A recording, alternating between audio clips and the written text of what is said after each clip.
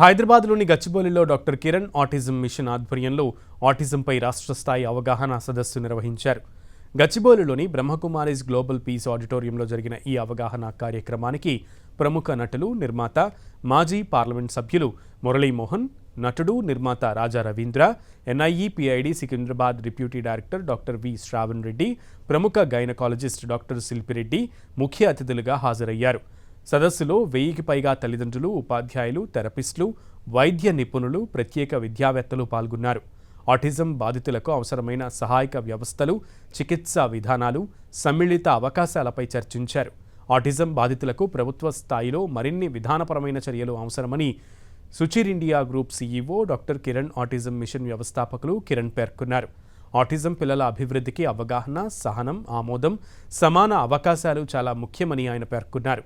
ప్రభుత్వం కూడా ఆటిజం పిల్లల కోసం మరిన్ని కార్యక్రమాలు చేపట్టాలని సూచించారు.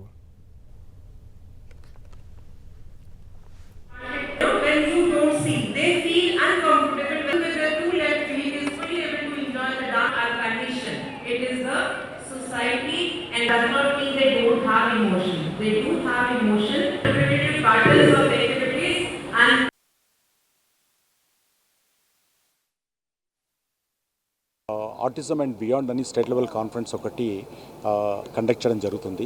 ముఖ్యంగా ఆటిజం గురించి కనుక తీసుకుంటే చాలా తక్కువ అవగాహన కానివ్వండి, లేదా ఎర్లీగా డిటెన్షన్, అంటే మనం పుట్టిన పిల్లవాడిని అప్పుడే మనం ఐడెంటిఫై చేయకపోవడం వల్ల, పేరెంట్స్ యాక్సెప్ట్ అంటే నా పిల్లవాడికి ఇది ఉంది అని ఒప్పుకోకపోవడం వల్ల కానివ్వండి, లేదా మనకు దీనికి సంబంధించిన ఇన్ఫ్రాస్ట్రక్చర్ అంటే మనకు ఉన్నటువంటి మెడికల్ ఫెసిలిటీస్ కానీ, దీనికి ఉన్నటువంటి ఎడ్యుకేటర్స్ కానీ లేకపోవడం వల్ల చాలా లక్షల కుటుంబాలు ఈ రోజున దీంతో సఫర్ అవుతూ వస్తున్నారు. భారతదేశంలో వీళ్ళకి సంబంధించినటువంటి ఒక ఈకో సిస్టమ్ను మొదలవ్వాలి.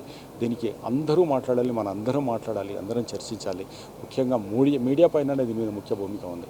ప్రభుత్వం పైన ఎంత ఉందో మీడియా పైన అంత ఉంది. ఎందుకంటే ఇక్కడ ఎర్లీ ఇంటర్వెన్షన్, అవేర్నెస్ అంటున్నారు. అవేర్నెస్ ఎవరి వల్ల సాధ్యం కాదు, ఒక మీడియా వల్ల తప్ప. సో ఇది జరగాలని నేను కోరుకుంటూ మీ అందరి సహకారాన్ని ఆశిస్తున్నాను.